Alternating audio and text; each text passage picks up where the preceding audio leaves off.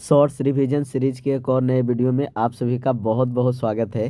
तो आज के इस वीडियो में हम लोग क्लास 10th केमिस्ट्री का चैप्टर 4 जो कार्बन तथा इसके यौगिक है उस चैप्टर का मोस्ट वीवीआई ऑब्जेक्टिव क्वेश्चन को लेकर के आए हैं। वैसे क्वेश्चन जो आपके बोर्ड एग्जाम में बार बार पूछे गए हैं उन्हीं प्रश्नों को आपके सामने जो ला करके उजागर किए हैं। तो चलिए इस वीडियो में लास्ट तक बने रहिएगा, हमारा पर्सनल रिक्वेस्ट है आपसे, क्योंकि ये वीडियो को मिस करने का मतलब है कि आप जो है सबसे बड़ी पूंजी जो है मिस कर रहे हैं। क्योंकि बच्चे हम जो है कम समय में ज़्यादा से ज़्यादा जो है ऑब्जेक्टिव को रिवीजन कराने का काम कर रहे हैं। चलिए तो हमारा जो पहला क्वेश्चन यहाँ पे क्या है कि कार्बन जो है इसका परमाणु क्रमांक जो क्या है। तो बच्चे सभी को पता होगा कि कार्बन का अगर परमाणु क्रमांक की बात किया जाए तो ये हमारा जो 6 पे आता है। तो कार्बन की परमाणु क्रमांक या परमाणु संख्या बोले तो क्या बोलेंगे, 6 बोलेंगे। चलिए अगला क्वेश्चन आप सभी के सामने कि कार्बन की संयोजकता कितनी होती है। तो कार्बन के बाहरी कक्षा में इलेक्ट्रॉनों की संख्या हमारा जो संयोजकता कहलाएगी, जो कि हमारा जो 4 होती है। तो 4 हमारा जो राइट आंसर हो गया। चलिए अगला क्वेश्चन आपके सामने किस प्रकार के बंध हमारा जो कार्बन बनाता है ये आपसे पूछा है। तो बच्चे कार्बन जो है जो बंध बनाता है वो सह संयोजक बंध बनाता है। तो सह संयोजक हमारा जो है याद रखिएगा, है ना। चलिए आगे चलते हैं। अगला क्वेश्चन आप सभी के सामने कि मीथेन जो है इसमें कार्बन की संयोजकता कितनी है ना। तो मीथेन में कार्बन की संयोजकता अगर जो है बोला जाए बच्चे तो यहाँ पे हमारा जो 4 हो जाएगा। राइट आंसर हमारा जो है क्या हो जाएगा, 4 हो जाएगा। चलिए आगे चलते हैं। अगला क्वेश्चन आप सभी के सामने कि कार्बन का सबसे कठोर समावयवी रूप हमारा जो कौन है। कठोर के बात किया जाए तो हीरा है, ये आप सभी को पता होगा। तो हीरा हो जाएगा राइट आंसर। चलिए आगे चलते हैं कि ग्रेफाइट में बंध किस प्रकार के होते हैं। तो ग्रेफाइट में जो बंध होते हैं मेरे दोस्त वो हमारा जो किस प्रकार के होते हैं, सह संयोजक बंध में रूप में हमारा होते हैं। चलिए आगे चलते हैं। अगला क्वेश्चन आपके सामने कि एथेन का सूत्र हमारा जो क्या है। तो एथेन का सूत्र हमारा जो क्या है बच्चे, तो हमारा जो एथेन का सूत्र जो है C2H6 हमारा हो जाएगा। C2H6 हमारा जो है राइट आंसर हो जाएगा।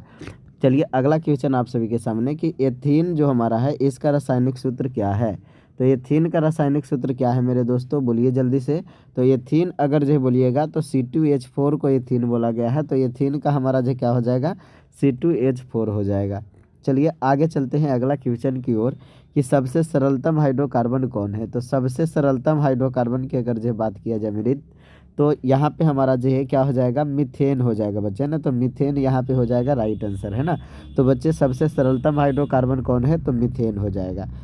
चलिए आगे चलते हैं। अगला क्वेश्चन आप सभी के सामने कि कार्बन यौगिक का मुख्य तत्व हमारा जो कौन है ना। तो बच्चे कार्बन यौगिक का मुख्य तत्व हमारा कार्बन ही है। तो कार्बन हो जाएगा राइट आंसर। चलिए अगला क्वेश्चन आप सभी के सामने कि फ्लोरीन में कार्बन परमाणुओं की संरचना होती है। हमारा जो फ्लोरीन में कार्बन परमाणुओं की संरचना हमारा जो कैसी होती है बच्चे, तो पंचभुज और षष्ठभुज हमारे होते हैं। तो यहाँ पे राइट आंसर क्या हो जाएगा, बी नंबर ऑप्शन सही हो जाएगा, पंचभुज और षष्ठभुज, है ना। चलिए अगला क्वेश्चन आप सभी के सामने कि साबुन किस प्रक्रिया से बनता है। तो साबुन जो है बच्चे ये हमारा जो कैसी प्रक्रिया से बनता है। तो बच्चे ये हमारा जो सैपोनिफिकेशन से बनता है ना। क्या हो जाएगा, साबुन किस प्रक्रिया से बनता है, सैपोनिफिकेशन से बनता है। चलिए अगला क्वेश्चन आप सभी के सामने कि डिटर्जेंट किस प्रकार अधिक प्रभावी होता है। तो बच्चे हमारा जो डिटर्जेंट किस पर अधिक प्रभावी होता है, तो यहाँ पे बोला जाए तो कठोर जल पे। डिटर्जेंट हमारा जो किस जल के लिए है, कठोर जल के लिए अधिक प्रभावी माना जाता है। चलिए अगला क्वेश्चन कि इथाइन का आणविक सूत्र हमारा जो क्या हो जाएगा। तो इथाइन का आणविक सूत्र बच्चे C2H2 हो जाएगा। तो इथाइन का आणविक सूत्र C2H2 हो जाएगा। चलिए आगे चलते हैं। अगला क्वेश्चन आप सभी के सामने कि कैटेलाइजेशन का अर्थ क्या है। तो कैटेलाइजेशन का अर्थ है बच्चे श्रृंखला बनाने की क्षमता, है ना। कैटेलाइजेशन का अर्थ क्या है, श्रृंखला बनाने की क्षमता बच्चे। एथेन के प्रकार बताना है। तो एथेन के इसमें से प्रकार आपको जो है कौन दिख रहा है। तो एथेन के प्रकार जो हो जाएगा बच्चे इसमें वो हमारा जो क्या हो जाएगा, एल्केन हो जाएगा। कौन हो जाएगा, एल्केन, यहाँ पे जो है राइट आंसर हो जाएगा।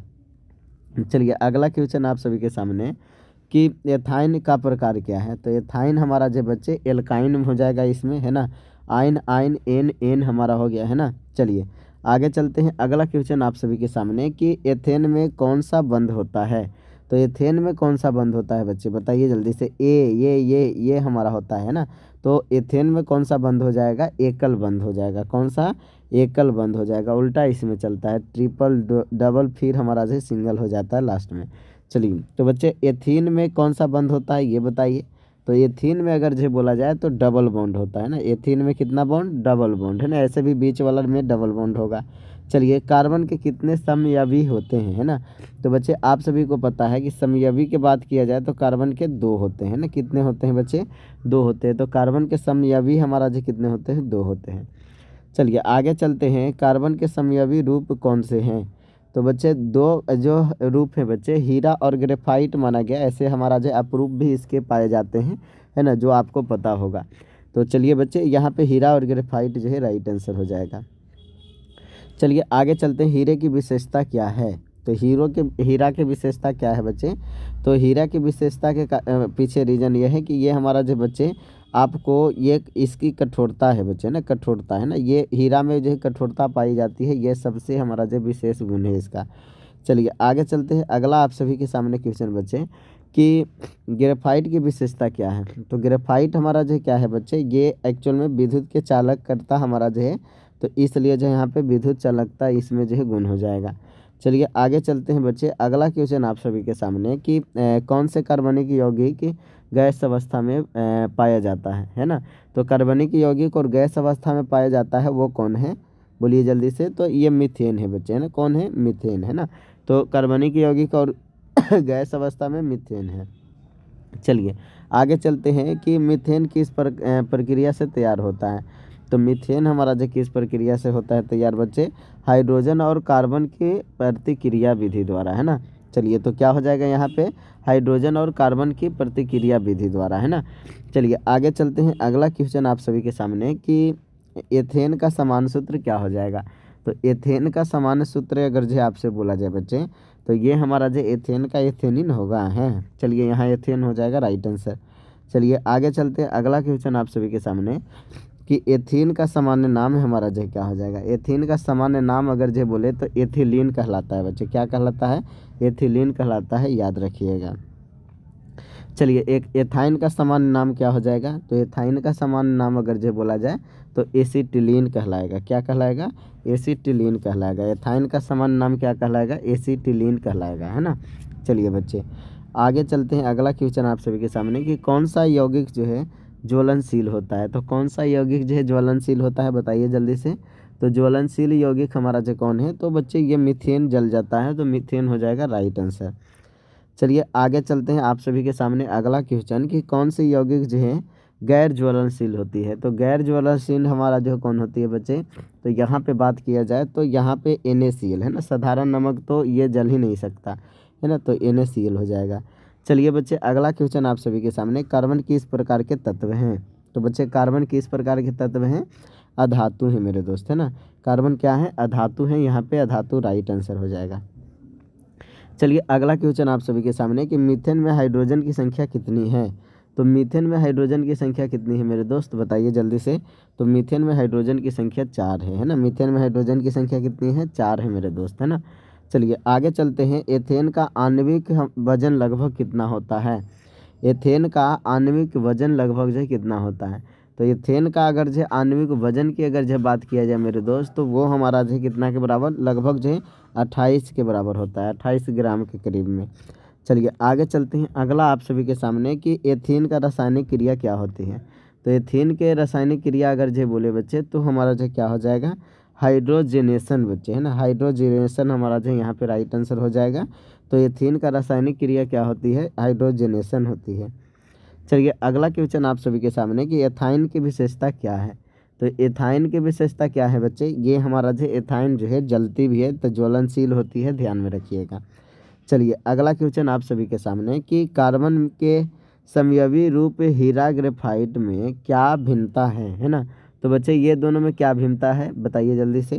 तो हीरा और ग्रेफाइट में जो भिन्नता है कि संरचना और गुण हमारा जो दोनों लगभग जो सेम होती है। तो यही इनके अंदर जो है ये हेलो भिन्नता है बच्चे, है ना, तो सॉरी, है ना, यही हमारा जो क्या है संरचना और गुण हमारा जो इसके अंदर जो अंतर होता है ना, संरचना और गुण अलग अलग होता है लेकिन ये समयवी माने जाते हैं। तो हीरा ग्रेफाइट, तो यहाँ पे संरचना और गुण की भिन्नता होती है बच्चे, ये अलग अलग होते हैं।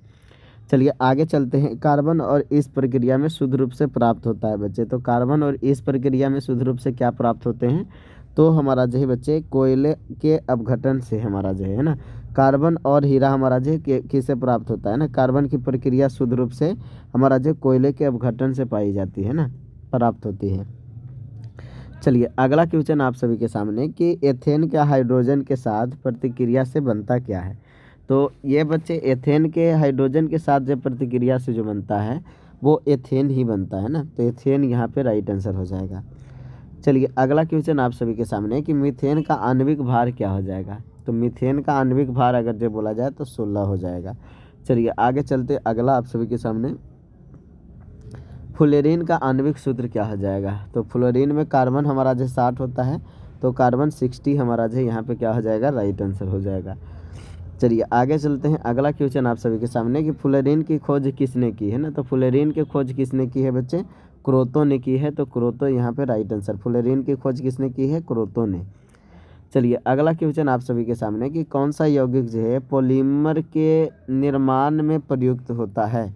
तो बच्चे कौन सा यौगिक है पॉलीमर के निर्माण में जो प्रयुक्त होता है, तो बच्चे यहाँ पे एथीन जो है राइट आंसर हो जाएगा। एथीन क्या हो जाएगा, राइट आंसर हो जाएगा। चलिए अगला क्वेश्चन आपके सामने कि सेपोनिफिकेशन किसके लिए उपयोगी है। तो सेपोनिफिकेशन हमारा जो किसके लिए उपयोगी है बच्चे, तो साबुन के लिए उपयोगी है। साबुन यहाँ पे राइट आंसर हो जाएगा। चलिए अगला क्वेश्चन आप सभी के सामने कि कौन से यौगिक जो है कार्बनिक और हमारा जो है जलीय योज्य है। तो बच्चे हमारा जो है कार्बनिक और जलीय योज्य हमारा जो है यौगिक इसमें है एथेनॉल, है ना, तो एथेनॉल हो जाएगा राइट आंसर बच्चे, है ना, एथेनॉल क्या हो जाएगा, राइट आंसर हो जाएगा। चलिए अगला क्वेश्चन आप सभी के सामने कि कौन सा यौगिक जो है एल्कोहल श्रेणी में आता है। तो एल्कोहल श्रेणी में हमारा जो है कौन आ जाएगा बताइए। एल्कोहल श्रेणी में भी हमारा जो एथेनॉल ही आ जाएगा, तो एथेनॉल यहाँ पे राइट आंसर हो जाएगा। चलिए आगे चलते हैं, एथेनॉल का सूत्र बताइएगा। तो एथेनॉल में अल्कोहल मिला होगा, तो पहला और दूसरा ही ऑप्शन होने के चांसेज है, जिसमें से अगर बात किया जाए बच्चे तो हमारा जो C2H5OH हमारा जो बिल्कुल राइट लिखा हुआ है, तो एथेनॉल को C2H5OH हम जो बोलेंगे। चलिए एल्कोहल का उपस्थिति होता है, तो एल्कोहल के उपस्थिति समूह को हम लोग जो है सिंगल बॉन्ड OH से हम लोग जो डिनोट करते हैं। चलिए अगला आपके सामने कार्बोक्सिल एसिड हमारा जो है इसका समान सूत्र क्या होता है। तो बच्चे ये किसी भी हमारा जो है कार्बनिक यौगिक के साथ जो COOH बॉन्ड बनाता है। चलिए आगे चलते हैं, एसिटिक एसिड जो हमारा होता है इसका रासायनिक सूत्र क्या है। तो एसिटिक एसिड जो है बच्चे वो हमारा जो CH3COOH है ना, एसिटिक एसिड हमारा जो क्या है CH3COOH हमारा जो राइट आंसर हो जाएगा। चलिए आगे चलते हैं अगला, एसिटिक एसिड किस में पाया जाता है। तो एसिटिक एसिड अगर जो है बात किया जाए मेरे मित्रों तो किस में पाया जाता है यहाँ पे, तो यहाँ पे हो जाएगा बच्चे कि ये एसिटिक एसिड जो हमारा है किस में पाया जाता है, बोलिए जल्दी से। तो ये पाया जाता है बच्चे, तो बच्चे एसिटिक एसिड किस में पाया जाता है, ये हमारा जो सिरका में पाया जाता है ना, क्या हो जाएगा, सिरका में पाया जाता है। तो ध्यान में रखिएगा एसिटिक एसिड हमारा जो किस में पाया जाता है, सिरका में पाया जाता है। चलिए आगे चलते हैं, अगला क्वेश्चन आप सभी के सामने, कौन सा यौगिक जो है पॉलीमर के निर्माण के लिए उपयोग होता है। तो पॉलीमर के निर्माण के लिए कौन उपयोग होता है बच्चे, एथीन होता है, तो एथीन याद रखिएगा, है ना। चलिए बच्चे आगे चलते हैं, अगला आप सभी के सामने कि प्लास्टिक मुख्य रूप से किससे बनता है। तो बच्चे प्लास्टिक जो बनता है वो पॉलीमर का ही रूप है एक तरह से, तो पॉलीमर से बनता है। चलिए आगे चलते हैं, अगला क्वेश्चन आप सभी के सामने कि कौन सा यौगिक जो साबुन बनाने में प्रयोग होता है। तो कौन सा यौगिक जो साबुन बनाने में प्रयोग होता है बच्चे, तो फैटी एसिड हम जो यहाँ पे बोल सकते हैं। तो फैटी एसिड क्या हो जाएगा बच्चे, राइट आंसर हो जाएगा। तो कौन सा यौगिक साबुन बनाने में प्रयोग होता है, तो फैटी एसिड बच्चे। चलिए अगला क्वेश्चन आप सभी के सामने कि हाइड्रोकार्बन कितने प्रकार के होते हैं। तो हाइड्रोकार्बन कितने प्रकार के होते हैं मेरे दोस्त, तो यहाँ पे 3 प्रकार के होते हैं ना। चलिए कितने प्रकार के, 3 प्रकार के। चलिए आगे चलते हैं, अगला आप सभी के सामने कि एल्केन एल्काइन एल्काइन में अंतर क्या है ना। तो बताइए बच्चे, है ना, कि क्या अंतर है ये सब में। तो बच्चे ये सब में अंतर अगर जो बोला जाए तो बंध के प्रकार पर ही अंतर है, तो बंध का प्रकार अंतर होना है। चलिए कौन सा यौगिक जो हाइड्रोकार्बन है, अगर हाइड्रोकार्बन की बात किया जाए तो कौन सा यौगिक हो जाएगा, एथेन बच्चे, है ना। चलिए आगे चलते हैं, अगला क्वेश्चन आप सभी के सामने कि कौन सा यौगिक सहसंयोजक बंध बनाता है। तो कौन सा यौगिक जो है सहसंयोजक बंध बनाता है बच्चे, तो यहाँ पे क्या हो जाएगा, कार्बन, है ना। कार्बन जो है सहसंयोजक बंध बनाता है, तो सी हो जाएगा यहाँ पे। चलिए आगे चलते हैं, कौन सा हमारा जो है कार्बन यौगिक गैस अवस्था में होता है। तो गैस अवस्था में कौन कार्बन यौगिक होता है, तो एथेन होता है। एथेन क्या चीज़ में होता है, गैस अवस्था में। चलिए अगला क्वेश्चन आप सभी के सामने कि एल्कीन में कौन सा बंध उपस्थित होता है। तो एल्कीन में कौन सा बंध उपस्थित होता है, तो दोहरा बंध बच्चे, है ना। क्या होता है, दोहरा बंध। चलिए आगे चलते हैं, अगला आप सभी के सामने कि एल्काइन कौन सा बंध होता है ना।